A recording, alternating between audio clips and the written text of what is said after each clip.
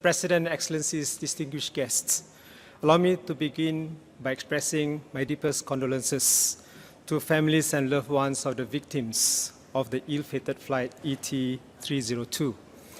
I will first deliver Singapore's national statement, followed by the Asia-Pacific statement arising from our meeting in January. We must take urgent action to protect our planet for future generations.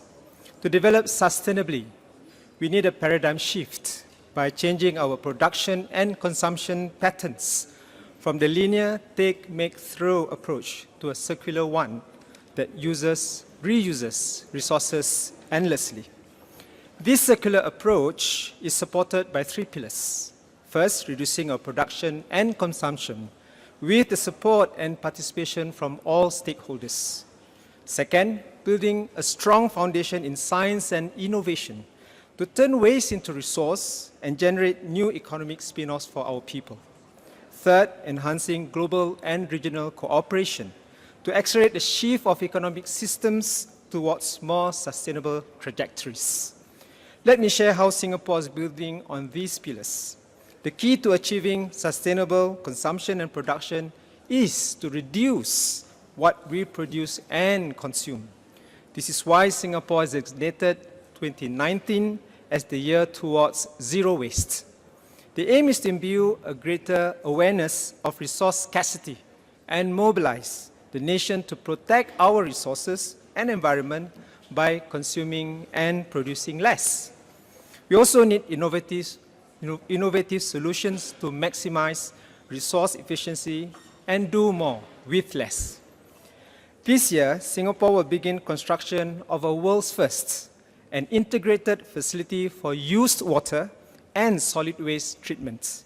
It leverages circular economy principles to reap synergies from the water, energy, waste nexus.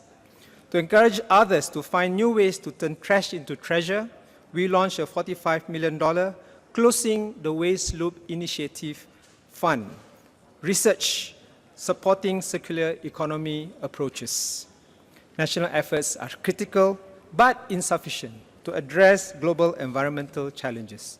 Partnerships and dialogue through global platforms such as UNEA help accelerate the seeding of new ideas, adoption of innovative environmental solutions, and implementation of collaborative projects.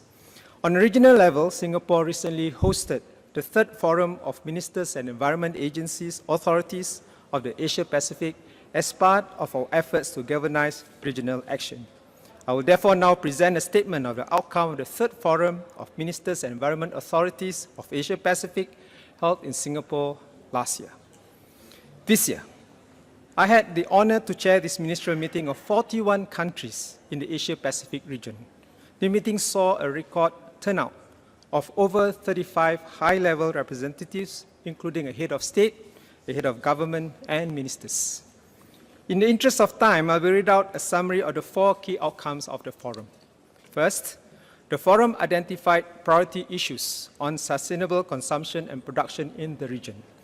Delegates also shared their national actions and experiences on implementing solutions related to sustainable consumption and production, and discussed progress within the region to attaining the SDGs. Second, the forum noted the progress on regional implementation of resolutions and decisions of the last UN Environment Assembly. The forum further requested UNEP to scale up work on marine litter and plastic management, raise awareness on air pollution at national level, promote circular economy and resource efficiency. Third, the participation of UNIFOR President Slim Kistler and his interaction with delegates on the draft ministerial declaration is very much appreciated. The forum expressed support for a declaration that was ambitious but practical, reflecting the differences in national circumstances. The meeting also stressed the importance of providing technology, capacity building, and financial support for developing countries.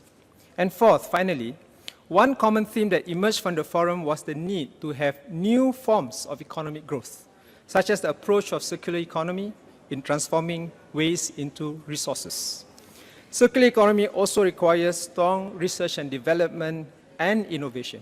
Further, there is a need for a coordinated regional approach to promote a regional circular economy.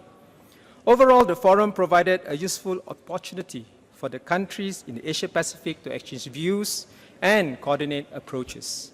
We look forward to the next ministerial meeting to be hosted by the Republic of Korea. The full version of the regional statement will be submitted to the Secretariat. Thank you.